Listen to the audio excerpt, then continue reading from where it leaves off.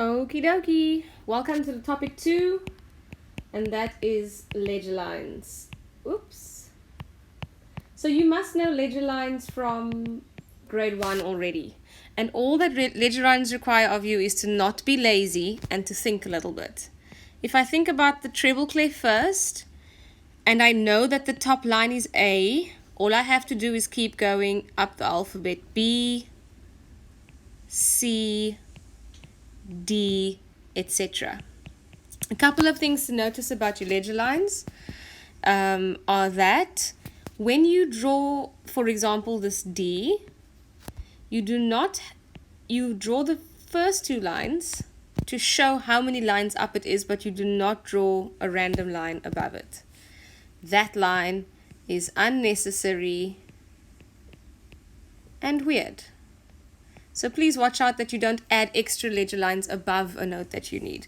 You can make as many ledger lines as necessary, and all you have to do is go, that's A, that's B, that's C, that's D, that's E, that's F, that's G, and you'd get it right. So please, it's really just about being willing to give it a try, being willing to count, and to say the alphabet. Say the alphabet backwards or forwards. Of course, ledger lines do get a little bit tricky when you're going down the alphabet the other way round. So this is where we might get a little bit lazy and try to avoid thinking too hard.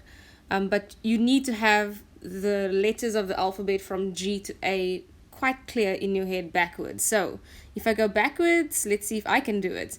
That's middle C, that's B, that's A, that's G, that's F, that's E, that's D, and that is C. So can you say the alphabet backwards and forwards all the way? If not, now is a really good chance and a really good time to get that sorted. One quick little tip, remember when you draw sharp or flat signs, they go before the note. So this note, let's work it out. I know what it is, do you? I'll give you a second. Ha! I hope you said F. That's an F. And even though we say the words F sharp, we write it down in music as sharp F. That might seem like a little thing, but it's a huge thing. Okay, so ledger lines are not so difficult if you're willing to work them out and remember the alphabet both backwards and forwards. Can you do this backwards? G, F, E, D, C, B, A. You have to be able to go in both directions. Now, if we go on from there, let's just get this up and out the way. There we go. Your first exercise after all the basic ledger line exercises is to write the example as they give it to you, to write it at the same pitch in the other clef. So I'm in the bass clef and I'm writing in the treble clef, and I have to write the exact same note, same pitch. I am not transposing. For those of you who know what transposing is, I'm not going to change the pitch. If this is A below middle C, which must be that A, da da da da da da da da da da da da da da. See, I just sight read that. How cool. If that is the A below middle C, I need to be writing it exactly the same place here. So let's try this. One super cool clue. If this is a line note, and I'm writing it in the same pitch in a different clef, it's going to be a line note here.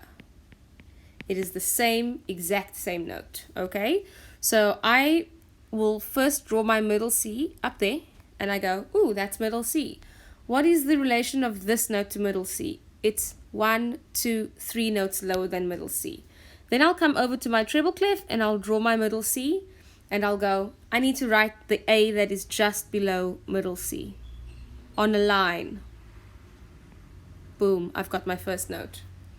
From that point onwards, it should be fairly straightforward to write out the entire thing at the same pitch. This means that if I play it on the piano in the bass clef, or if I play it on the piano reading it in the treble clef, it will be the exact same notes.